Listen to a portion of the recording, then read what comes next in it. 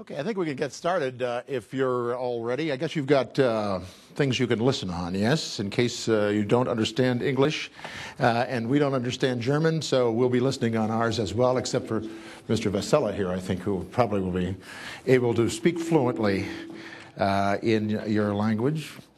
Welcome to the Swiss Alpine Middle School. And this open forum session, we're part of an effort by the WEF to get out into the community, to bring people to the community that are also speaking over there in the conference center, and to let people from the community dialogue with them. And I think we've got a great panel here today. I'm Jim Bittermann from CNN, and as well we have on the panel a number of people who I think will provide some informative and interesting, intriguing insight, and we probably could have a pretty good discussion, I think, about the role of the Bush II administration in the world. So to thoroughly thrash over the kind of questions that you might have, let me begin with Bernard Guetta. I'll just introduce a few of the folks here. Bernard Guetta, a guy that I get up with every morning in Paris, every other day in Paris. Not that we have a thing going, but he's on France Inter Radio. And so his commentaries about the passing scene, many times based on the United States, are a regular fixture, and he's also a regular editorialist for L'Express. Jim Leach, the U.S. Congressman here from the flatlands of Iowa. His district is the far southeast corner of Iowa, and like a lot of people that come from the Midwest, like myself, when you come from those flat lands and there's nothing out there to obstruct the view, you grow up with the belief that just about anything is possible. Also on the panel, Sheikh Ahmed from the Al Jazeera network, bringing us a perspective from the Middle East and soon to become CNN's major competitors. So we're not going to compare notes here afterwards because we're going to be competing soon enough as the Al Jazeera starts an English language network to give the BBC and CNN a run for its money. A familiar face in Switzerland here, the Harley-riding CEO of Novartis, Daniel Vasella, who's going to be joining us and giving us a little bit of a Swiss perspective on things. And ironically, the only woman member of our panel who has campaigned long and hard for women's rights is Bärbel von Wartenberg-Potter, the most recently elected bishop of the Lutheran Church from Germany. And she'll be bringing us a little bit of the European perspective, I'm sure. And Richard Haas from right now from Richard, I was going to say that Harvard, but I'm thinking of the old days. The Council on Foreign Relations, but more importantly, the former advisor to President Bush under Bush I. And we're also expecting at some point along the line here to be joined by Senator Christopher Dodd, Democratic senator from Connecticut. He'll be coming in and joining the panel at some point along the line. I think just to get us started here, I thought I'd start off with a guy I know as a real Bush basher, and that's Bernard Guetta. I read his columns and hear his commentaries. Bernard, what are you expecting from the next Bush administration? Oh, the answer is very simple. Everything. Everything because as a European, as a Democrat, as an ally of the United States, I expect that country, the most powerful one, the richest one, the biggest democracy in the world, to be as wise and decent as it should be, or at least as it could be. To be more specific, some examples. I would wish United States and George Bush II to reduce America's debt, which is absolutely frightening for the 5 continents. I would wish this administration to fight torture rather than making it acceptable again. The list could be very long, but if I have to underline one point, I wish America to understand at last that no any country could rule the world and not even define priorities and guidelines for the 5 continents and every country. If we need competition in economy, we do need it in the field of international relations, because the smallest mistake in this field doesn't lead to a bankruptcy of this or that company, but to unrest, instability, maybe wars. In the field of international relations, we absolutely need competition of ideas and influence to make the world better, or to try to do so. Bernard, if I could just interject here. On one of your recent columns, you said that Condoleezza Rice's testimony before the Senate, you said that she sounded almost French. Do you expect that in the way that she was approaching the world's problems, do you expect the Bush administration to be more in line with the thinking of France in this next administration? No, France, no. But we are kidding a little bit. No, but I expect this administration to be wiser than during the last 4 years, for a very simple reason. America has no political and financial means to repeat the Iraqi mistake. For my part, I really don't think that this administration could make anything foolish with Iran, because the American opinion, the American people, would not support it, because Tony Blair would not support it. And who could support it in the world? I don't see any country, even not Israel. Let me just stop you right there and put this to Congressman Jim Leach.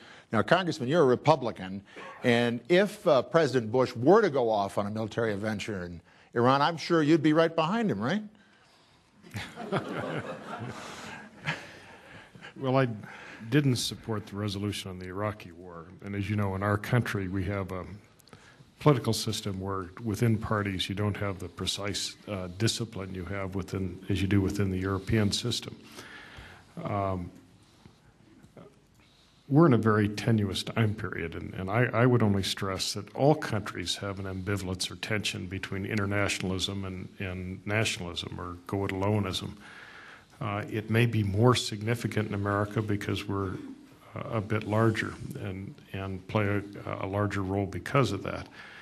But this tension is very real, and I would not rule out the possibility that the second Bush term would move in the direction of more internationalism rather than less.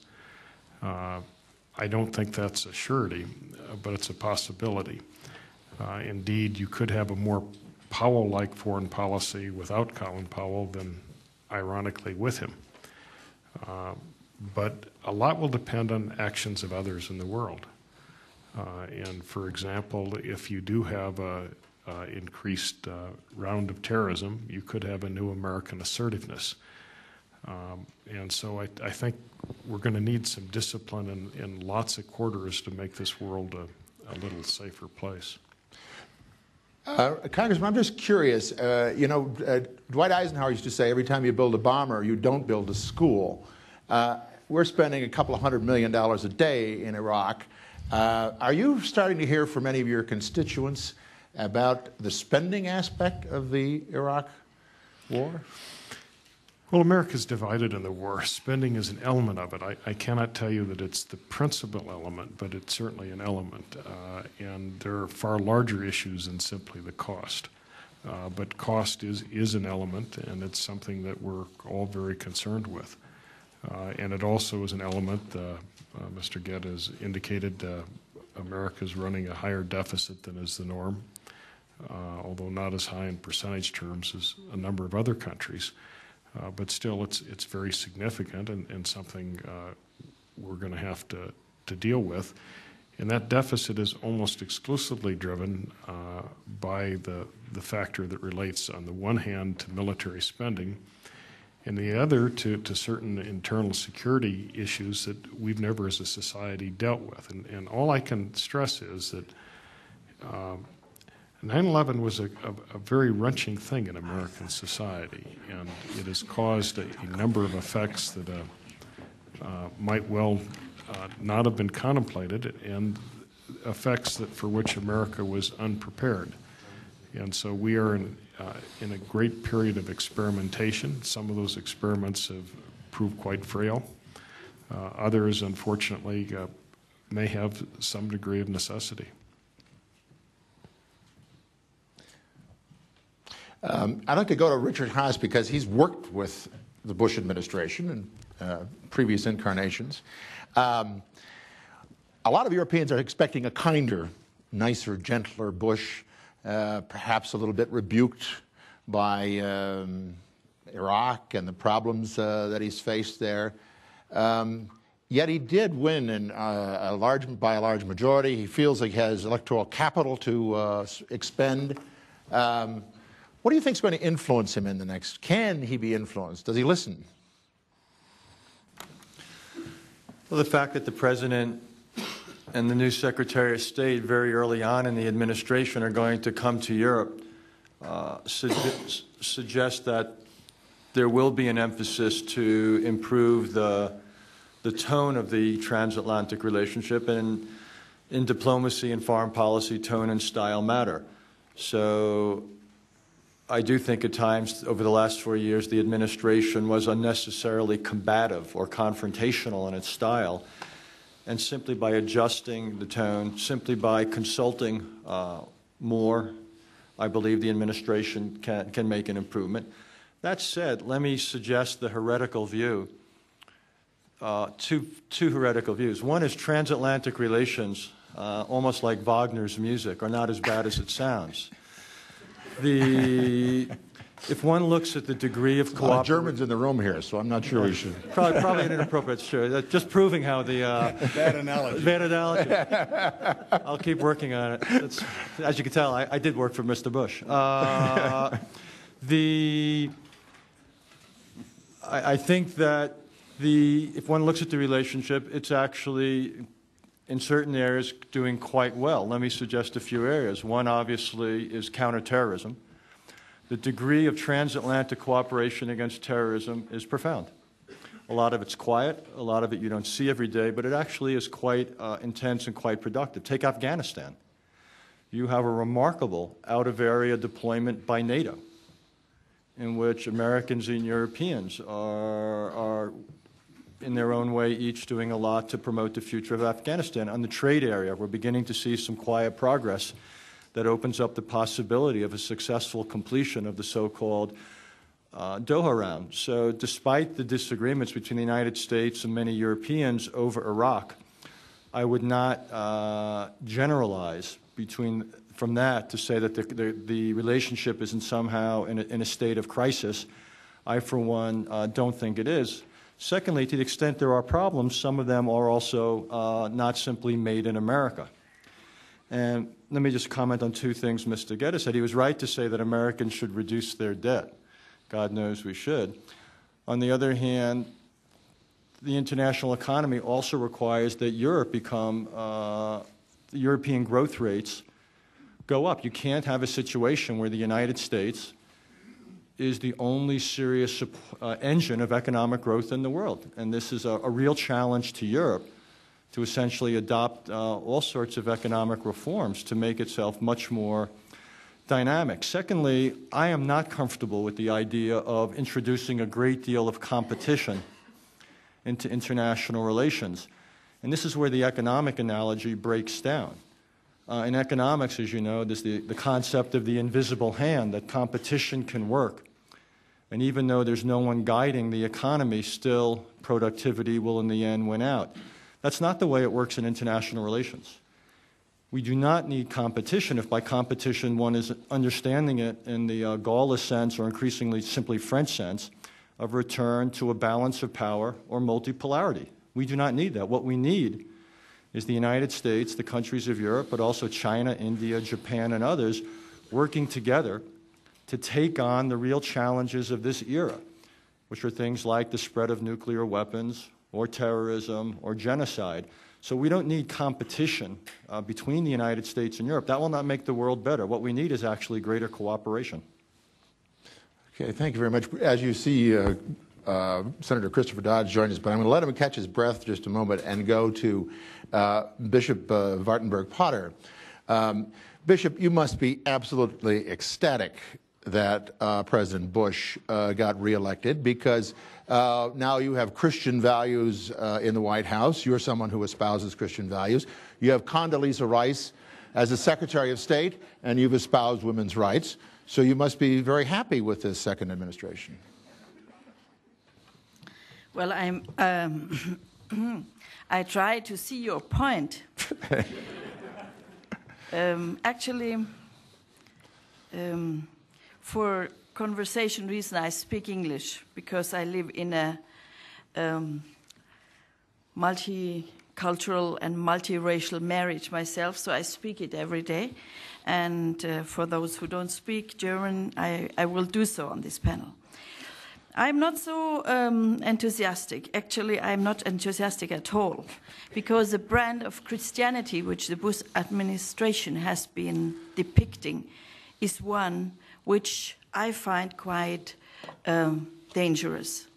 It's a fundamentalistic brand of Christian faith which stresses certain individual aspects of ethical behavior or moral values, like the abortion or gay marriage, certain things individual, relating to the individual, but neglects very deep and fundamental Christian values like justice to the poor, social responsibility as a key issue, as I understand and read the Bible.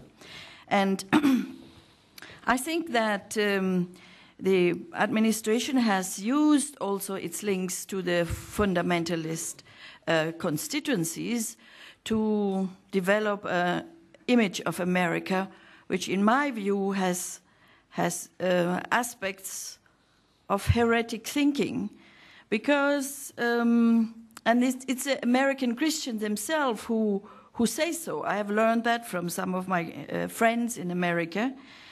The notion that God chooses one nation over other nations, that is, in my eyes, not a biblical concept, because God loves all people and all nations. I think it's also close to heresy to say that USA is especially chosen to correct the world's history or to lead it. I think, and a third type of heresy is that good and evil is so clearly divided, and the evil is always the enemy of the United States. That was something which in the electoral process was very strongly put forward in the whole terrorism debate. And eventually also I think it's wrong thinking to think that you can eradicate evil by war. I think that is a misconcept.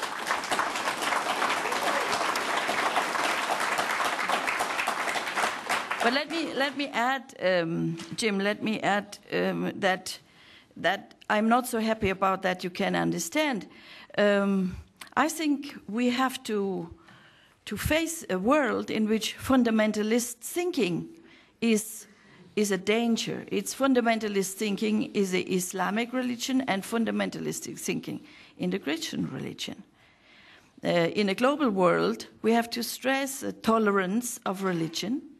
We have to stress that different brands of thinking live together, exchange together, as we do here in the World Economic Forum, also if they are on very opposing sides.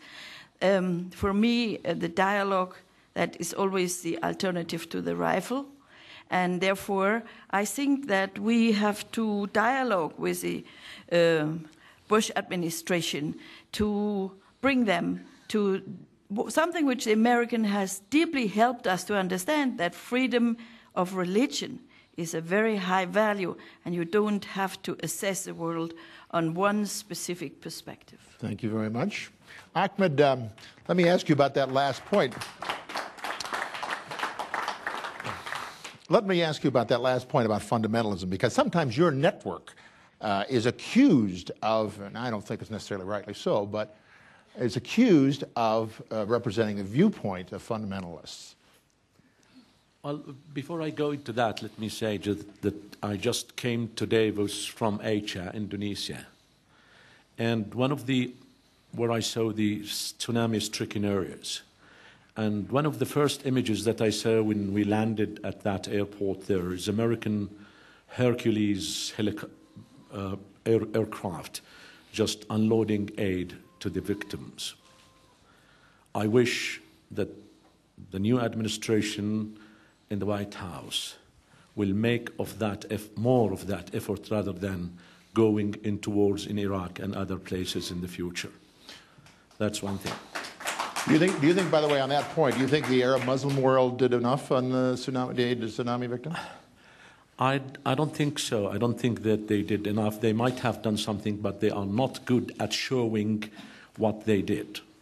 Having said that, now we come to the point where one of the things that I really wish the new administration to do is to start understanding that Islam is not associated with terror, and that the Islam that Osama bin Laden and the rest of this fanatic gangster people is not the Islam of the majority of the Arab or Muslim world. It's a different thing. What we believe in is more tolerant.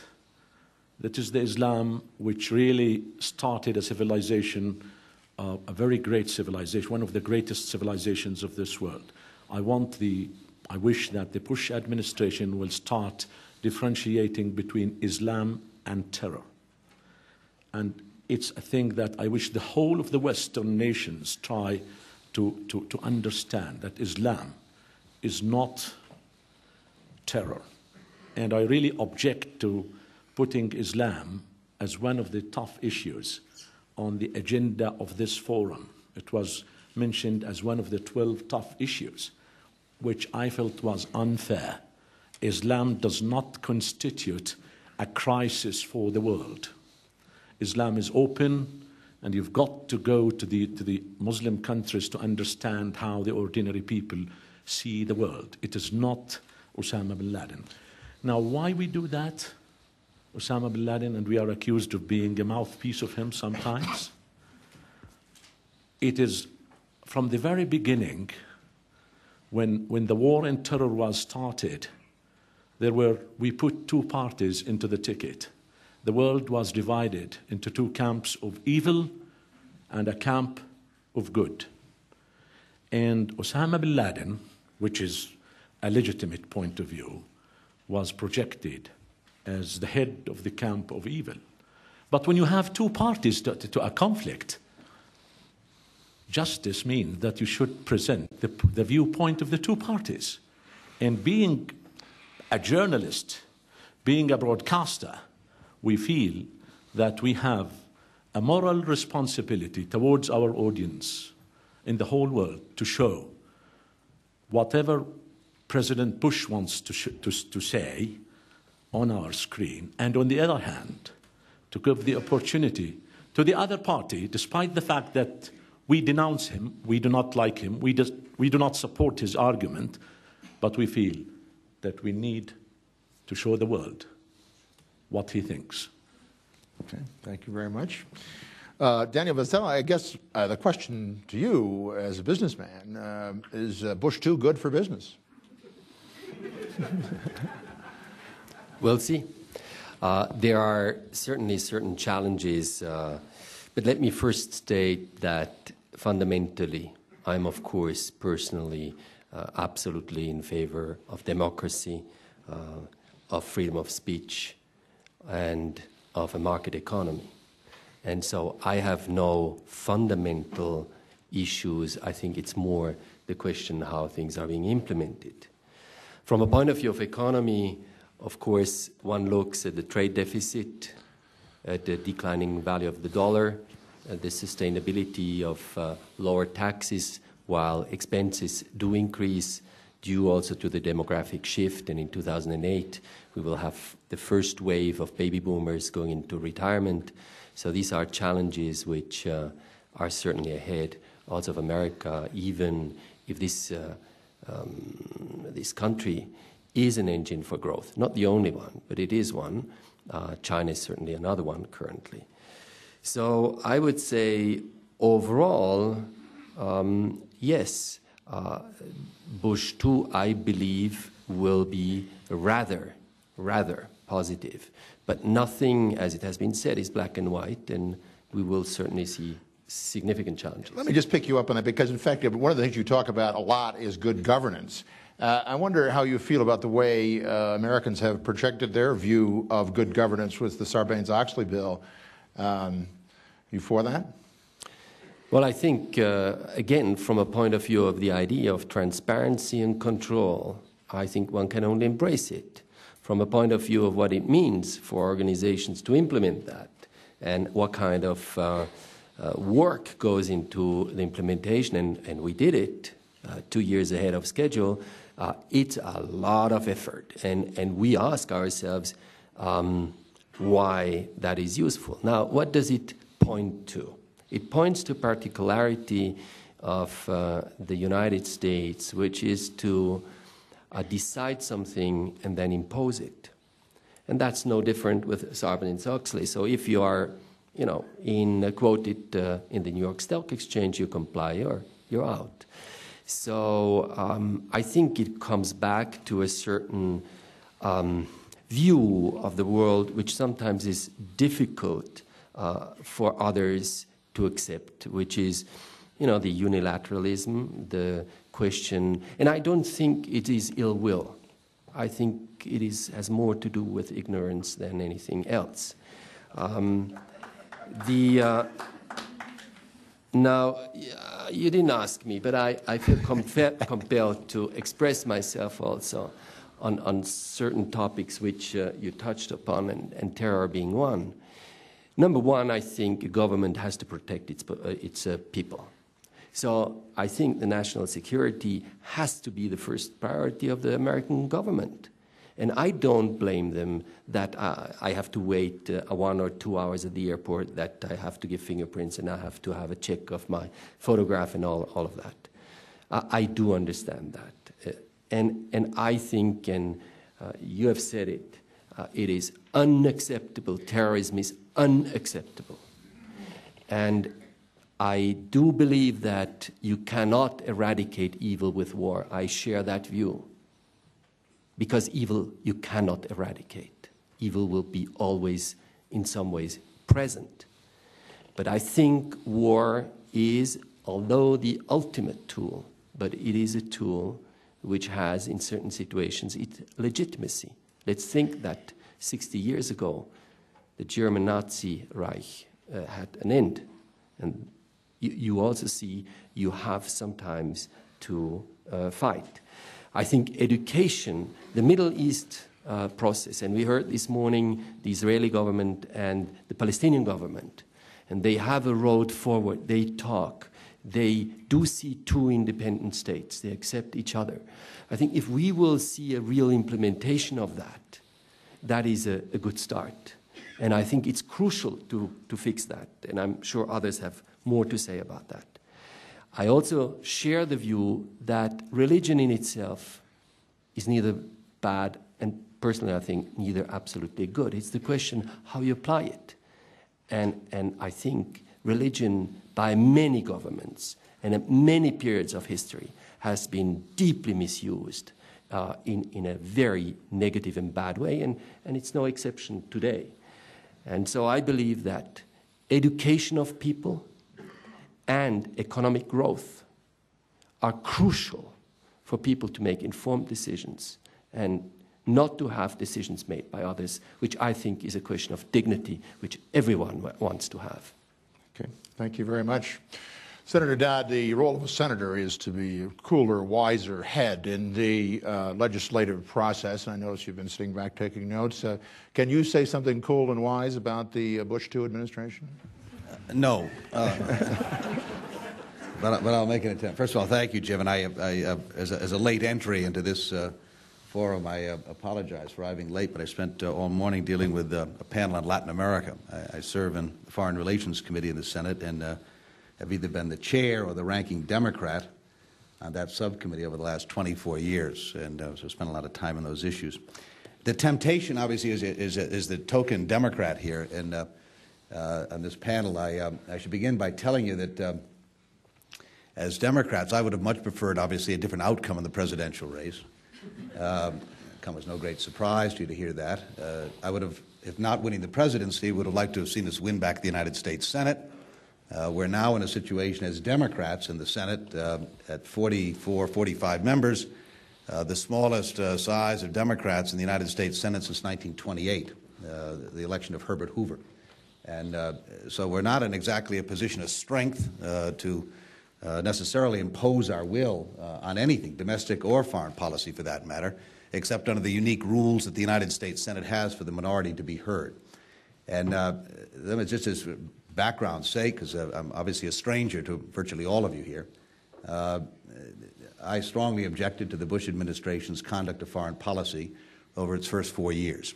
Certainly handling such things as the Kyoto Accords, the International Criminal Court, the missile defense systems, the total neglect or almost total neglect in Latin America, just to mention 3 or 4 issues, not to mention how we've approached the question of international terrorism that's already been addressed here in part. Having said all of that to you, I think it's important for us to sort of try to get beyond personalities. I'm an optimist. I've got to be. Being a Democrat in the minority in the Senate, I don't have much of a choice here. And I listened to Shimon Peres once describe an optimist. The difference between an optimist and a pessimist is that they both die the same way. We just live differently as optimists. And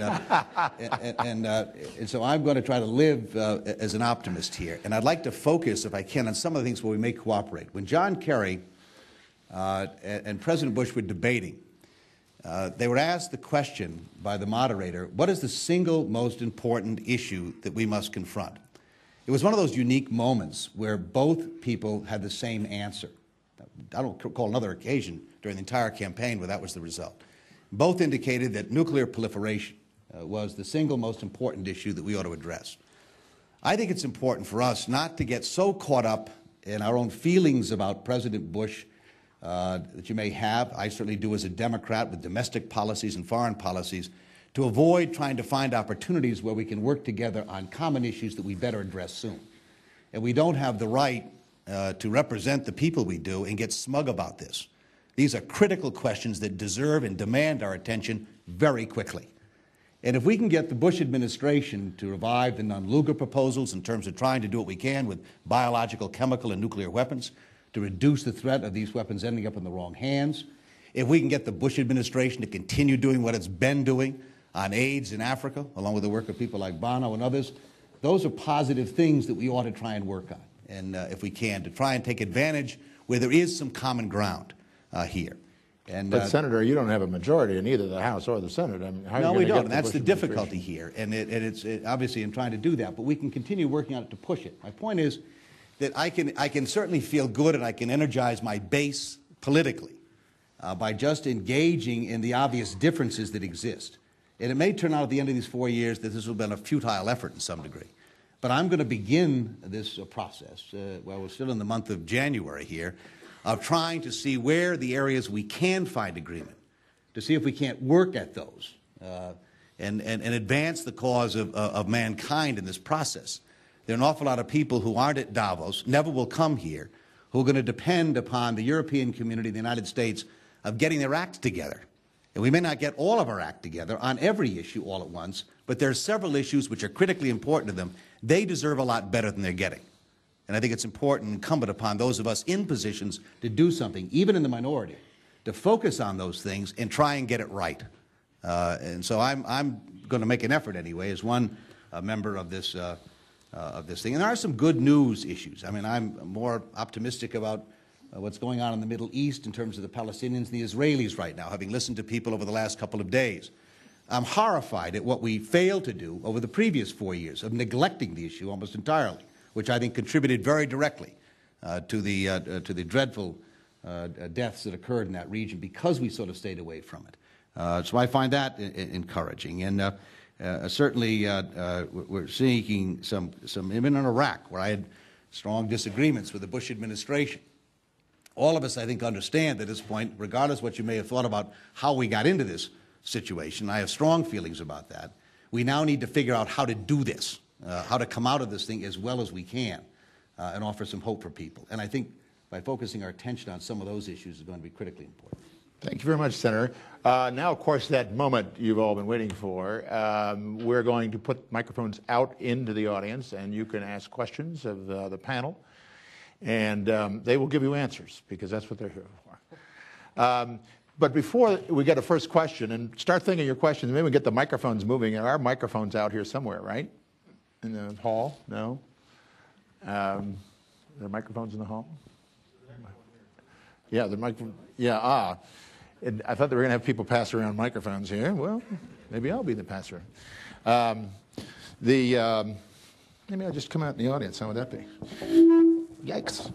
Okay, but before we do that, I'd just like to ask a question to our two American politicians on the panel, because one of the things I think, this is a non-American audience here primarily, do you think Americans are still motivated by fear, and are they worried about their security? Is it still a high issue 3 years after 9/11, or has it started to fade? Are there other issues that are taking over the U.S. base? Congressman?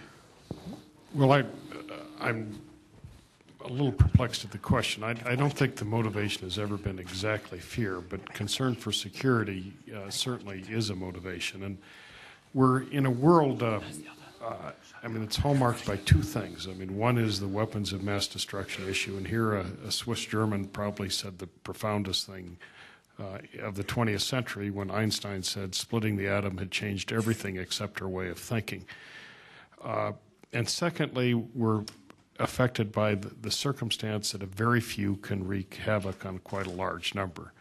And when we think through, for example, 9/11, it's astonishing how few people were involved. 17 were part of the act, and maybe a few others from abroad. But that is a very trivial number of people to do such an extraordinary thing. And that's one of the reasons why I think the whole world is galvanized to think these things through. One reason why, as Mr. Guetta indicated, France and America do have certain things we're working with, and one is the security issue, in which we're working very closely together. But America is concerned for security. America also really wants to move on.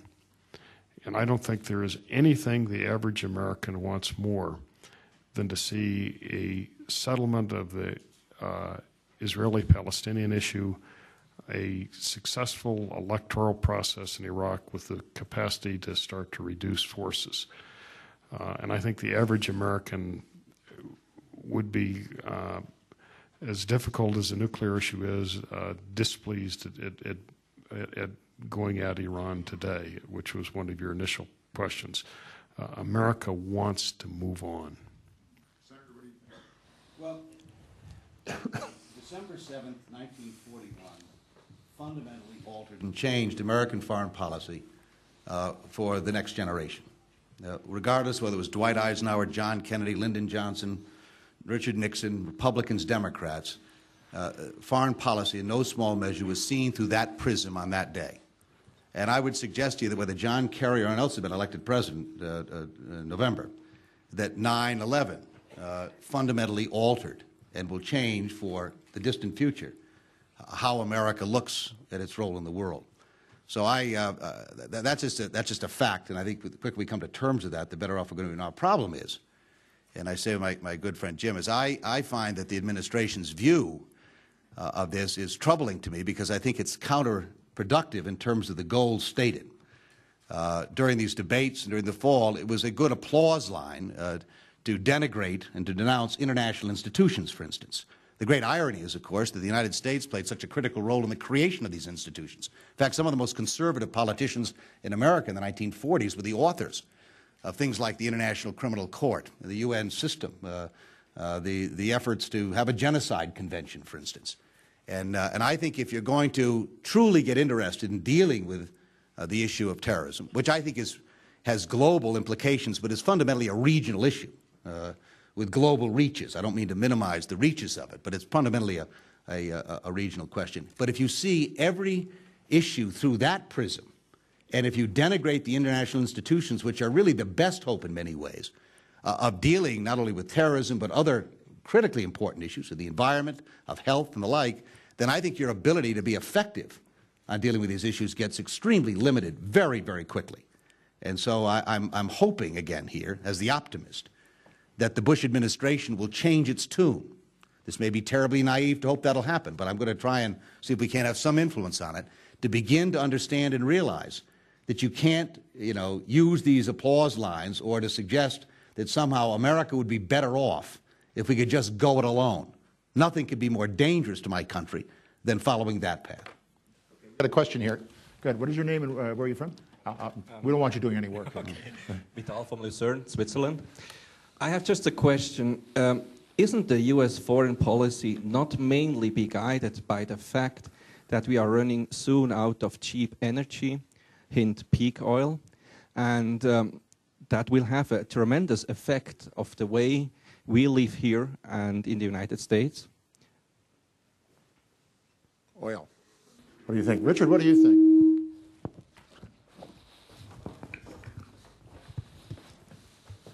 I think it's a pretty safe bet to say that oil will remain expensive for any foreseeable future. I don't think we're going back down to low prices again for two reasons. One is the increased demand from places like India and China. And secondly, it's the fact that many of the oil-producing countries are areas of potential unrest, whether it's Nigeria, Venezuela, obviously Iraq, Iran, and so forth. So I think the combination of growing demand and uncertain supply means that oil will remain expensive for the rest of our lives. Is it the motivating factor in American foreign policy? Is it the motivating factor in American foreign policy? No. What it is, it's the motivating factor in American energy policy. What it has done, it is because of this, what you see is an American, I actually think half of an energy policy. And the half of the policy you see is an American policy of what's called supply diversification. What the United States tries to do is not get the bulk of its oil from any one place, but the United States gets oil from any one of a dozen countries. The problem with that is obviously it does not protect the United States from price increases or any, because there's really only one global energy market. And secondly, I do not believe the United States has a serious policy in place to deal with the other side of the coin, which is demand. And we are doing precious little to dampen down the demand, the thirst in the United States for energy. And until not simply the administration, but the Congress, pardon me, gets serious about putting into place regulations in the United States that, for example, discourage people from having SUVs that have terrible energy efficiency rates, the United States will remain increasingly dependent upon oil imports. But what it does, I'll just very quickly, I apologize for going so long, it does have, though, an impact, obviously, on American foreign policy. What it makes stability in certain oil-producing countries that much more sensitive, whether it's the Middle East or Venezuela or Nigeria or increasingly Russia and the former Soviet republics in Central Asia. Obviously, when there's instability in these countries, it has a consequence or a salience that it wouldn't have if these countries were essentially lacking in energy. So it's simply one of the factors that obviously influences American foreign policy. Okay. I would just where'd you go, Jim? Right here. How about here? Go ahead, Senator. Well, the question implied this was the only reason. I wouldn't go that far, but I'd go further than Richard has here. It was far more than a casual rationale behind this stuff. I mean, let's not kid ourselves here. This is less so in many ways. Obviously, you're far more dependent upon a consistent flow coming out of this region than we are. Europe is far more dependent upon Middle Eastern oil than the United States is, with our 13% or so out of Venezuela, Richard, and how much out of Canada and so forth. Yeah, the second question is going to cost you here at this event, Jeff. But it is certainly a very strong motivational factor. And obviously, and Richard's pointing out the Congress and others and consumers in our own country breaking the cycle and the habit of dependency on fossil fuels, not to mention the environmental degradation that occurs as a result of the industrialized world, including Europe, dependence on this stuff. We're beginning to move away from it. But the interests you're taking on to change this, the automobile industry, the highway interests, obviously, the petroleum and gas interests are huge, and that's not unique to us. But it's a major obstacle to overcome that, to wean people off these habits and to move to alternatives of renewable sources, efficiencies, things we did actually back in the 70s. When I was first elected to Congress in 1974, one of the huge factors in those years was, of course, these huge energy lines and so forth, and all these great commitments that we were going to move into a far more efficiency, better systems of fuel for automobiles, more efficient, high efficiency standards and so forth. We did it for a while, but then the price of energy came down and the old habits came back, and we haven't really changed since, but it really ought to be a much higher priority. Okay, we got a question back here from Patrick Price, who is want to stand up, Patrick? There's a Swiss-born American. Is this question coming from the Swiss side or the American side? Actually, both. Okay. My question is to Mr. Sheikh. First of all, let me say thank you for showing or portraying both sides of the story. I think that's very valuable to encourage people to build their own point of view. The actual question is because you pointed out that you thought it's bothersome that Islam was put as a tough issue on the agenda of the World Economic Forum. Don't you think it might be encouraging to people, though, too, to discuss various aspects of Islam to build an own opinion? After 9/11, the American government actually specifically told U.S. citizens not to see Islam as the problem, but to differentiate to terrorists because there's millions of Islami people or Muslim people living in the U.S. As normal citizens. Whereas I think it might be frightening to many people to see that Islam, due to their traditional closing and their gathering as a known community in many places, don't open up towards other people here, and we sort of get an impression that it might be something suspicious or not quite open-minded towards our religions. So I think it might just be encouraging for you to portray more of your religion so that we can get a better understanding. How would you see that point? Thank you. Thank you very much. I mean, opening up to the rest of the world is an essential factor of better understanding. And it is good to talk all the time. It is good to go into a discussion, into a dialogue with the others, whether it is about religion, whether it is about social life, whatever it is. But I really felt when we were listening to the speakers in different groups and panels that they have that impression that Islam constitutes a danger to the world, and that unless this religion is reformed, then there might be an imminent danger of a backlash of different sorts. This is why I really objected to putting it on the agenda of among the tough issues, the 12 tough issues, because I come from the Muslim world and I know how the people there think. They look, for example, we are talking now about the role of the United States of America. The people in the Middle East until very recently, used to look to the states, despite the known American bias towards Israel regarding the Middle East peace process. They still look, or they used to look to it as the staunch base for democracy and the defense of human rights in the world. And this continued until the occupation of Iraq. And until the occupation of Iraq, until that very moment, we had a very decisive moment in history. Now, if you go to Saudi Arabia, if you go to Jordan, if you go to Egypt, the only thing the people now remember of the U.S. role in that part of the world is the Abu Ghraib abuse images. To the extent that that image of the wired man putting the clock and the wires on his body, in our minds in that region, in the mind of the average man in the street, has replaced the image of the Statue of Liberty. And we feel that Islam is being targeted as a religion because it is said that there is a sort of generalization against Islam, where people in the West think that being a Muslim, this means that you are against the traditions of the world, that you are against democracy. And you talked about the way people dress and just look. It doesn't necessarily mean that this is a rejection of the present common trends in the world. Freedom for diversity. We were talking about diversity before we came into this room. Diversity is an essential factor to human progress. Keeping your own dress, keeping your own way of life doesn't mean that you are against the other. It means, rather than that you are open to a give and take relationship.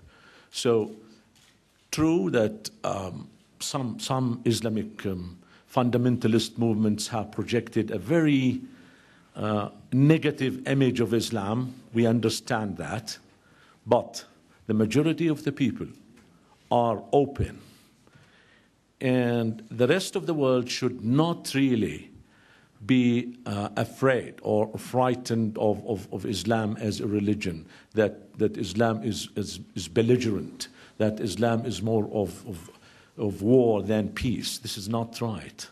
Bishop Wartenberg-Potter, what if they'd put Christianity on there as one of the issues they wanted to talk about, or maybe neo-Christianity? What would you have said about that?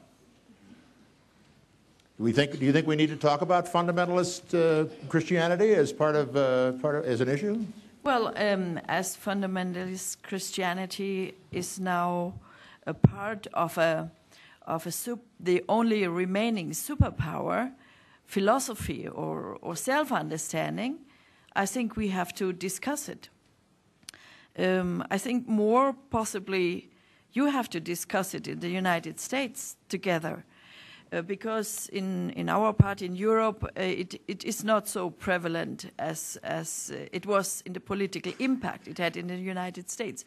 But still also in Christian circles here, we have a lot of diverse expressions, and the mainstream of the churches here also have losing in a way some of the influence they had in the past. Not to fundamentalist Christendom, but to secularization. And I think that's also why it is so difficult for us to relate to these developments in the United States, because in our societies we are facing secularization and a loss of values, a loss of orientation, young people, a loss of religious conviction and experience.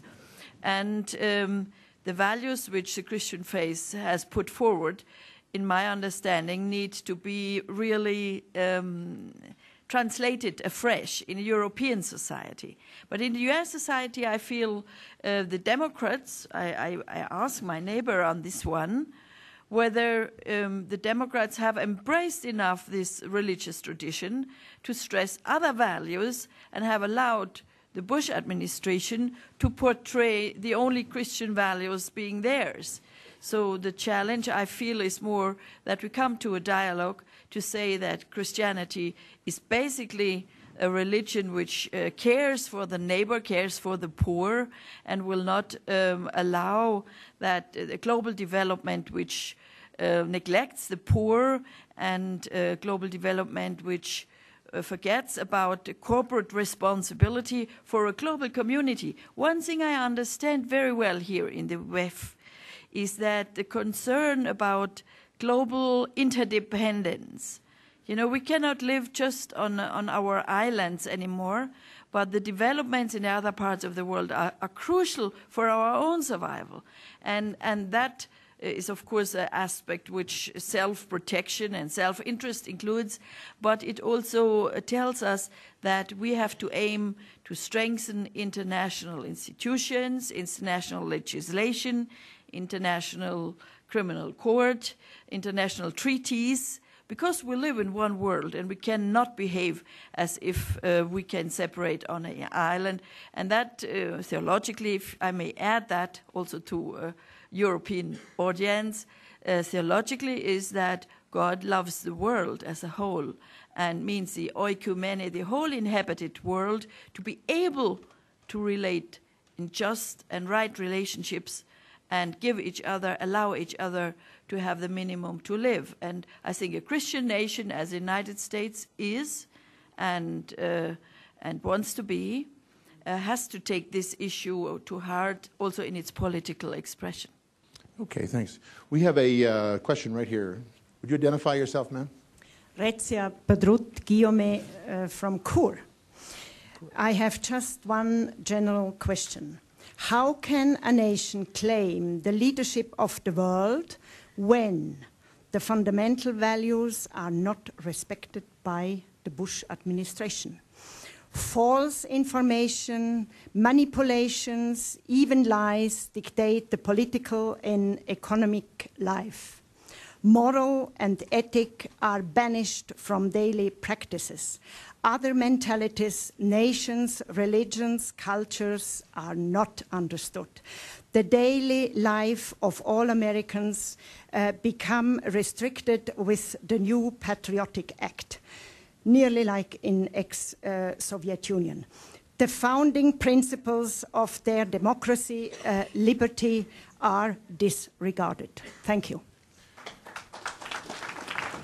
I'm not sure there was a question in there, but Congressman Leach, you're the Republican on the panel, so you're going to have to carry the water on this, I think. First of all, I think you ought to really tell us how you feel about these issues. Yeah, right. Well, I think we're going to have to be very cautious in our judgments and our rhetoric. It is very fair to differ with any administration in Washington. And there may be differences that are greater today between Europe and Washington than ever before. But there are aspects of American society as well as governance today that are not of trivial significance to the world. Our founding precepts, many of them which were borrowed from Europe, have a lot to say to world affairs today. You may differ with response to a country that's undergone a kind of attack that took us by surprise. And all of us as Americans, I must say, are deeply wounded by the Abu Ghraib circumstance. And we share the grief of those that were affected, and we are deeply dismayed by the circumstance. Many Americans have doubts about the wisdom of this war. But that, when you look at history, one has to take a little bit of a longer time period. If we think of America in the 20th century, it's largely been one that's been very helpful to democratic movements around the world, and most poignantly here in this great continent of Europe. We have taken much from Europe. You've given us the greatest foreign aid of any society ever, with your people, with your thoughts, with your education, with the culture that we borrowed from. By the same token, all societies make mistakes, and all societies deal with circumstances that they might not wish to. America did not want to get involved in this kind of way in the Middle East. On the other hand, choices were made that were judgments that were part of an electoral process, and they were vindicated in a second election. Whether we agreed or disagreed with them, that occurred. But I would only conclude by saying that when you say, we're characterized by lies, lies mean definitive things that people do purposefully. If you take the weapons of mass destruction issue, it now looks as if it was a mistake of judgment, but whether it's a lie is another matter. That is, most people that have looked at the issue at the time believe the administration might have been right about where weapons of mass destruction were at the time. It's been proven wrong. And so as a society, we have to indicate that rationalization for going to war was perhaps uncompelling. The President, in his recent State of the Union, his inaugural address, emphasized the word freedom. Many took this a bit offensively as a future way of being assertive. I think it frankly was a reference to a new justification for past actions. Whether those actions are compelling, whether any society has the right to press its creed on another society is open to question. But there is a possibility, and I don't think it should be ruled out, that the world could become better off if Iraq turns in a different kind of way. America may well have suffered grievously, but there's a possibility of some good things occurring. Certainly they've started to occur in Afghanistan. And now the question is, we're in a given situation. One can poke holes at past mistakes, or one can work to try to fill those holes and move on. And that's all I'm suggesting. Okay, Congressman, we've got a journalist that's sneaking into the room back here. What did you want to add? But a Swiss journalist, so. Yes, sir. Stand up. Jim, Oh, I just want to underscore what Jim Leach just Okay. said. I mean, because we are two different parties in the United States, but it's important. Look, the easiest thing to do in public life is to pander to an audience. It happens here, it happens in the United States all the time. I can take you to audiences this size where you can get standing ovations if you talk about isolationist policies and never contributing a nickel in foreign aid any place in the world. You get reelected over and over again if you want. I don't think it does either of us any good at all to encourage that kind of political leadership. We're desperate need of people who can find common ground, to get beyond the personality cult issues and to find ways to deal with the issues of people who are not a part of the European community or the United States, that make up the overwhelming bulk of mankind, who look to you and to us to try and come up with some answers on these things. And the quicker we get about that business, in a sense, the better off all of us are going to be. So I just urge people in moments like this to try and think a little bit longer than just how we feel about a particular individual and happening in the office and decisions they've made, and to think beyond the deeper relationship that exists and how important it is. I've got a 3-year-old daughter. I'm going to have a second child in 6 weeks. I want my child to grow up being able to travel the world, to have great friends in Europe and elsewhere, to grow up in a free country with opportunities to them. That's our responsibility. It's not about us. It's about your children, your grandchildren, and the kind of future we leave. That's our collective responsibility.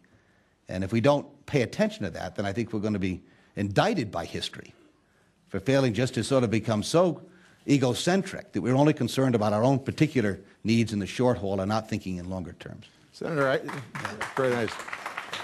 But just to catch you up on something here, I heard one of your colleagues from the Senate say last night that they see no reaching out coming from the Bush II administration. There's a Democratic senator who said they're not seeing it. I mean, do you see the Bush administration reaching out to the other side to find common ground? You talk about reaching out to Democrats? Yeah. Well, that's no, where the not common enough. ground. I mean, no. Obviously, listen. I wish they'd do more. I mean, and again, we're starting this second term, and I have great concerns about having been through the first 4 years of it. So I don't know whether they will or not. But I don't want to sort of be in the business of kind of hoping they don't so I can be proven right. I'd like to think I'm thinking broader than that. So I'm going to try and find, as I did, I had urged the president, for instance, Bush, a couple of years ago when President Lula was elected in Brazil, to pick up the phone and call President Lula. Now, here was someone that President Bush and Lula about as different as any two people could be. And yet, to his credit, he did. He called him, invited Lula to the White House, spent about an hour and a half with him, and then had both cabinets, not something we've, I don't think, never done in Europe in a long time, had the two cabinets get together, has developed a relationship with Lula in Brazil. And so if you can do things like that, and rather than just, you know, what's the old saying go, you can scream about the darkness and go out and try and light a candle. And so we try to light some candles, I guess, at this point. Mm-hmm. Okay, thanks very much. Want to stand up? What is your name? My name is Marlene Schnipper. I'm a journalist. You said we need a transatlantic cooperation. Well, but then Washington does not sign, for example, the Kyoto Protocol. It does not ratify the status of the International Criminal Court, and not only does not ratify, but is putting pressure on other countries not to sign this, not to join the criminal court, and it does not ratify, for example, the Ottawa Convention for a ban of mines. Can we hope of a sort of turning point of wisdom in this point? Well, your point, listen, it's worse than that. I mean, it was one thing not to sign.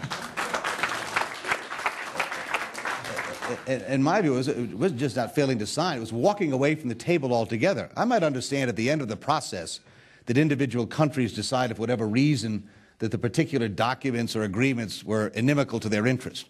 But when you leave the table entirely, before you even give it a chance to evolve into something, that I found terribly, terribly disappointing. And I'm very worried about the role we're playing on the International Criminal Court. And again, there are issues that are raised by it. Just sort of truth in advertising here. When I was a year old in 1945, in July of 1945, my father left home and came to Europe for a year and a half. And he was the executive trial counsel at the Nuremberg trials and came home at the end of 1946. I grew up on a diet, my 5 brothers and sisters, of listening to my father talk about the experience at Nuremberg and what we had done. It was ex post facto. There was no body of law necessarily which required that tribunal convene. But during that tribunal, defendants were provided lawyers. There was an opportunity to present evidence. It wasn't perfect. It was awkward, obviously, with the Soviet Union, the French, the British, the United States cobbling together a judicial system that was amazing to me. They did it in the weeks they did do it. But he believed so deeply that, one, the site was Nuremberg, where Nuremberg laws were passed, that there was an effort to try and to say we're different, that we believe in the rule of law, and set a tone for a generation coming along that I think served the United States' interests and collectively the Western Alliance well. And I'm terribly disappointed as an American, not as a Democrat, but as an American, that this administration is walking away from those very values and principles that I think made the rest of the world look on to us with favor. And I'm very, very worried about where they're taking us in this thing. So I'm deeply concerned about the direction we're going. I'm still going to try and be that optimist. Can I ask, Jim? Go ahead, Richard. I don't agree with the senator on the substance of a lot of those points, nor with, let me sort of raise a point what the speaker said. The definition or criteria for transatlantic cooperation can't necessarily be that the United States adopts positions that are popular in Europe or that Europe adopts positions that are popular in the United States. Take the Kyoto Protocol. I actually think, and not just me, but most of the experts I know who have looked at it, including European experts, by the way, in the Copenhagen Consensus, that this is not a particularly wise way, to say the least, to go about dealing with the very real problem of global climate change. So to me, to say that the United States is somehow making a mistake by not signing it, I think just the opposite. I think those countries that have signed the Kyoto Protocol are acting in ways that are inconsistent with their own self-interest. Cooperation can't therefore be about necessarily the United States signing on to that or the International Criminal Court or any other agreement. I believe rather it's got to be about the way essentially we deal with our disagreements. And if there's criticism to be made of the administration, say on climate change, it is the fact I believe that the administration has not put forth a serious alternative to Kyoto, which again I believe is deeply and fundamentally and inherently flawed. But I don't think it's wise or right to do two things I've heard today. One is to confuse American disagreement with somehow per se the United States causing problems. And secondly, coming back to something Congressman Leach said, it's important to keep the rhetoric in check. Whatever disagreements one may have with this administration, to somehow draw comparisons between the quality of American society or political life and the quality of society and life in the former Soviet Union is just an outrage.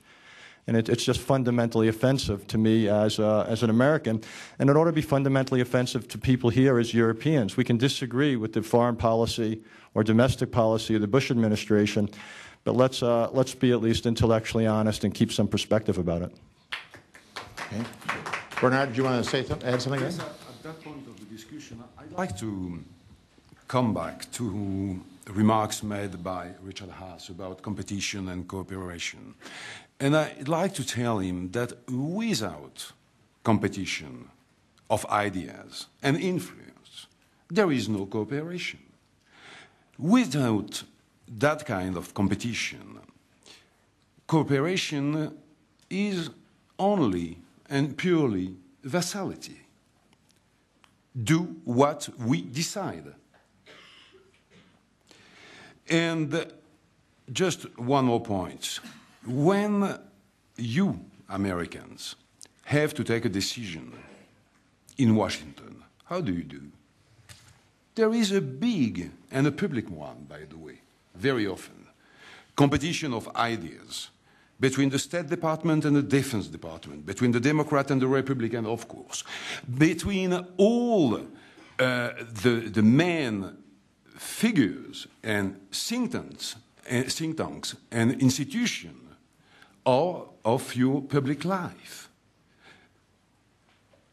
So all the American leaders do compete in order to take a decision. And in our relationship, I mean between Europe and America, not only those two countries, by the way, but speaking about Europe and America, we need this competition. There is no contradiction between competition and cooperation. In order to have cooperation, we need competition.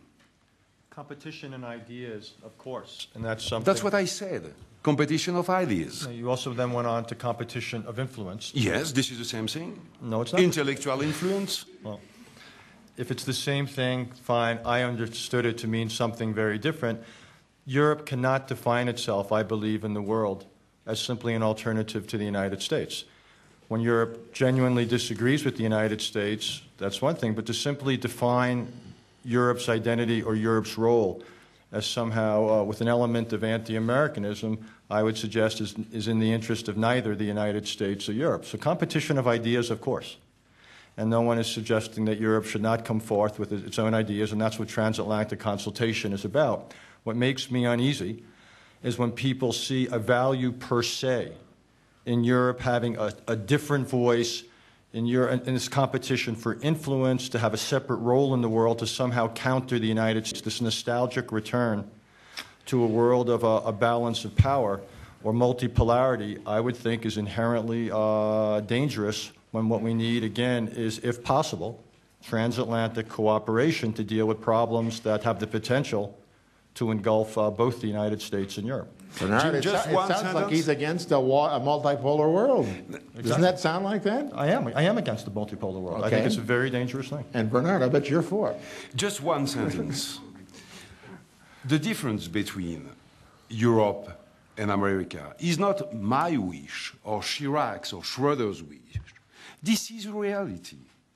We don't have the same political culture.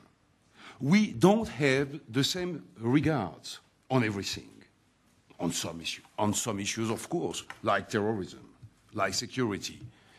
But on relations, on the Israeli-Palestinian conflict, on the Iraq war, of course, on relations with the Muslim world, on relations with Russia, I was about to say Soviet Union, and so on death penalty, on the place of religion in our democracy. We have a lot of big and deep differences, and you in Washington, realize it, because this is a very big fact of the period. We can continue. We can just Bishop, just very briefly, because I'd like to move on to some other questions. You're good. Yes, I think it would misrepresent, certainly, if we were to identify with European identity being anti-American. That's not at all the case. I think we owe a lot to the America and the United States and the spirit, not least we think of it in these days of 60 years after the ending of the Auschwitz ghetto and all the rest of it. I think it is important that as America is so powerful, we have to take responsibility for the future of the development. And that's where we really have to negotiate. And the Americans have to see Europe as a real partner. I mean, the American people, or the American administration, I won't say now, this is often a challenge if others are really equal. I say, you know, you must deal with equals, not being always the first. That would help a lot the dialogue between America and Europe. Also, you are the first in many ways, in good and not so good ways. You are really first. But for instance, this real issue which divides us now, or we are controversy on it, is how to cope with the terrorist threat. The first day after 9/11, I have been saying this in public, we have to invest in beating poverty, in beating cultural values being not respected enough, in being in entering the dialogue with others, because to erode or take away the ground on which terrorism can grow and is growing.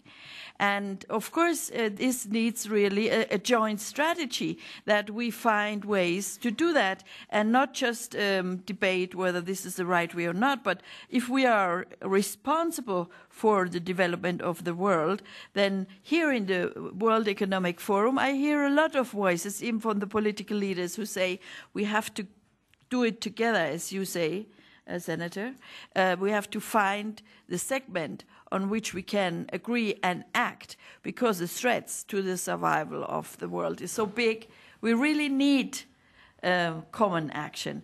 And so I don't find it forward-leading to say just establish your identity by being anti-American. Not at all. I think that would be historically wrong, and it wouldn't do justice to the necessity of a dialogue which we do here, which is good, that we understand each other better. Thank you very much. Across the room there, we've got a question, I think. Gentleman with the Stop Wars button on. There was a great American, Martin Luther King.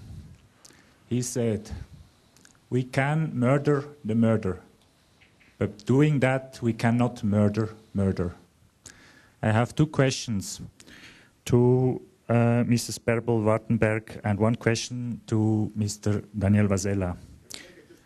We're running out of time here, all so right. Boil it down to one question. All right.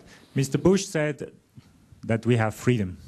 So now, Mr. Vasella, you have the freedom to criticize the human rights violations of the U.S.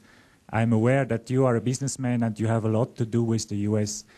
But as now the President himself said that you have the freedom to say what you think personally, I think you should not care about your business profit and all these things. You should really say what is wrong. And I think there is a power, what the CEOs have, because they have the power of a lot of money. And the governments, they have only debts. So if the CEOs are going together and say, no, we don't want to have a war in Iran, what we should have done 1 year back, because 1 year back I asked Mr. Vasella, please say it clear, what you feel about the war of Iraq, and he said he didn't really answer the answer. So now there is the question. Now there is really a possibility to answer and to say clearly what is wrong, as the UN already did it. It would be nice if the CEOs in Davos, for example, tried to go together and to do a good work in this ethical way, what the World Economic Forum says. It is written on the flag, committed to improving the state of the world. How about it, Mr. Vasella? CEOs for peace. Now I have the question just to the bishop. That's your question. We have too many other questions here. We have to move on. What do you think, Mr. Vasella? Should CEOs speak out on issues, on political issues? Well, let me frame it. Of course I will do it, otherwise I wouldn't be here. But I would like to broaden our perspective to what we know. And you see, yes, Abu Ghraib is, of course, a horrible example. But why don't we speak about the millions of Kurds who have been poisoned and killed and tortured, children killed in front of their parents by Saddam Hussein? Why don't we talk about Kosovo and the atrocities which have taken place in ex-Yugoslavia and who intervened? Why aren't we talking about the Sudan and who is going to intervene there in order to stop the atrocities which take place there? And I'm afraid to say that I don't see a Europe, I don't even see the UN intervening. And when we talk about energy consumption, let's not forget that the 40% surge in oil consumption in 2004 in the first half was China, not the US. And let's not forget that the substitution of oil to coal does, while absolutely not the final solution, reduce the sulfur in the air, which is terrible in China, and you know it. I've been in Afghanistan in December. I was in Kandahar, in Bagram, and in Kabul. And I can tell you, I have the deepest respect for what is being done there and how the army, and I'm saying the army, is dealing with the people, and they do, for example, day clinics where they go out and they treat people, and for security reasons they have to go back afterwards. And I can tell you, if I had to make a choice, a Taliban regime, for me, is not worth maintaining. Now, do I believe that we will see democracy and we will see a stable environment in 2 or 3 years? I don't. This is much deeper. And there is such a lack of professionals in that country. No lawyers, no doctors, no engineers, no knowledge. It's dramatic. It's absolutely dramatic. But what I didn't see, and I can tell you that very sincerely, when we were stopping and the population and the children came to the car, I did not see animosity and hatred. I saw interest, I saw curiosity, I saw question marks in the eyes, but not haters. So I do believe we have to keep a balance in our judgments. We have to keep ideals, but we also have to be realistic. And nobody in his sound mind can be in favor of war. But nobody should just accept when other people kill other people and when you come to the conclusion that murder goes on and murderers are in power. So I am afraid to tell you that while I'm very unhappy about the outcome, and to the opposite of Afghanistan, in Iraq, there is hatred against the Americans, I believe. Despite that, I think retrospectively it's easy to make a judgment. Prospectively, I think I would have been in favor of war. Now, not because of oil and not because of many things, but because I was persuaded that Saddam Hussein was an absolutely horrible leader and a murderer. You're not off the hook yet, Mr. Vasella. We have a Zurich-based journalist over here who wants to get a question in. What's your name? What did you say your name? Franz Klintz, journalist from Zurich. Sure. Ahmed, you want to jump in? Let's let Ahmed share. Talking about Iraq and then why 5,000 Kurds were gassed by Saddam Hussein in the northern parts of the country, and then trying to compare this with what happened in Abu Ghraib, it seems to me a little bit strange. Because Saddam Hussein was a dictator, and everybody agrees that Saddam Hussein was a dictator. All of us agree on that. And the action committed by him on that particular day was not surprising. Dictators commit all these acts, but the Abu Ghraib prison was committed under the eyes of the world's only superpower, the power that preaches human rights, that has put itself in a place as the defender of human rights. And then after that, look at what happened to the people of Guantanamo, to those who were detained in Guantanamo without a trial so far. Why? Why? It never... The senator talked about the Nuremberg trials. You be careful. You're going to drive me into a George Bush supporter in a minute. There were those trials were fair because there was the rule of law, but in Guantanamo people were held without trial. Why? Is this acceptable from the United States of America? We should all speak against that. People, if you want to keep people, to detain them, you must try them. We heard yesterday here that one of your cameramen is in Abu Ghraib prison. And was made to eat his shoes. Is this true or not? We heard that at the conference yesterday. Well, two of our cameramen were held at that prison for almost 90 days each, but whether they were obliged to, I'm not really sure about that. I don't think so. But they were kept there, and they were tortured. And I went to Baghdad several times, and I met there with Mr. Bremer when he was there. And we talked about that, and when I used the word torture, you tortured our correspondents. And he said, I'm not going to allow you to use the word torture.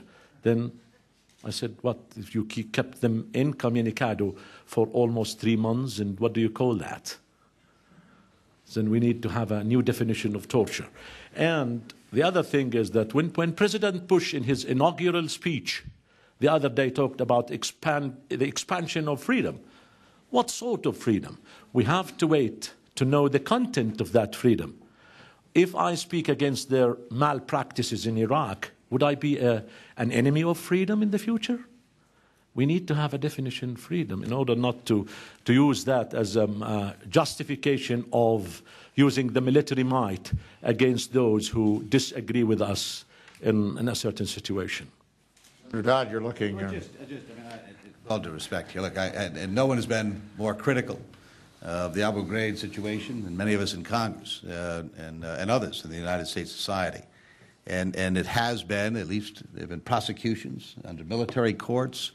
I think just you're making more of this is somehow that I think it deserves. I mean, I'm critical of policies and so forth that have happened, but you take it to such a degree that it loses credibility. I mean, there's limits to where the criticism has great legitimacy. But with all due respect, to sort of compare this to Saddam Hussein's regime, I think goes way beyond the pale. And I just can't just make those statements stand. I say I have my severe and profound disagreements with the Bush administration. But they're not immune from making terrible mistakes. I've watched Democratic administrations do it. I've watched governments in this part of the world do it. Believe me, there are plenty in the Middle Eastern part of the world that do it as well. And let me tell you, I wanted to disagree with you earlier, too. I don't think having a subject about Islam, provided how it's handled, the subject matter shouldn't bother any more than Christianity should.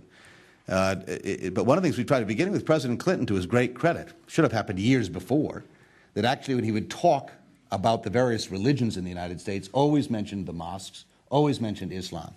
And this has been picked up by the succeeding administration. Now, it's not much, maybe, except to the audience out there that is Muslim, to hear that their name and their faith is being mentioned as part of the discussion and dialogue is extremely important. We've got a long way to go on this issue. But I don't think it would be appropriate and proper to suggest that because Davos, as this is a subject matter, when it's such an important issue that people are discussing. In fact, I think it's healthy and may do a lot to educate people exactly what's occurring. The discussion we're having here, the points you've made about what the Quran actually teaches in terms of people's view on tragedy. We should have a discussion about the madrasas and what gets taught in schools, for instance. There's a great concern to many people. So let's try to keep it in balance if we can. I think we do a far better service for not only this audience but others who may listen to us if we keep it in balance. I think, as so often happens, Senator Dodd is going to have the last word because we're out of time. I'd just like to say that, like any good party, a television program like this and a conference like this is only as good as its guests. So if this has been a success, as far as you're concerned, it's because you came, and because they came and participated here. So thank you all very much.